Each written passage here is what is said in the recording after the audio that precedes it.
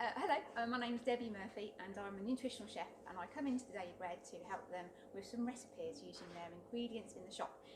This month we are doing some Easter goods, so we are celebrating marzipan. It's one of these ingredients that comes up at Easter time, but it is notoriously high in sugar. So what we've done is we've made our own using agave syrup and coconut sugar, and we've made some speck and eggs. So instead of having chocolate, we have some cacao nibs in there to add a little bit of texture to it, but it's just another thing you can do with some homemade marzipan. We've also made a lemon blueberry and marzipan Easter cake using, again, the homemade marzipan recipe. And what we can do here, this is not a gluten-free one, it is vegan, so we've used a flax egg, so no dairy or eggs go into this one.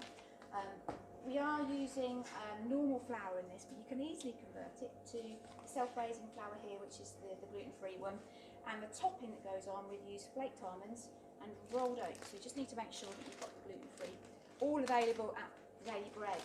So whatever diet you have, whether you're vegan or celiac, or whether you just want to make sure you're not eating any refined sugars, these are really good recipes for Easter.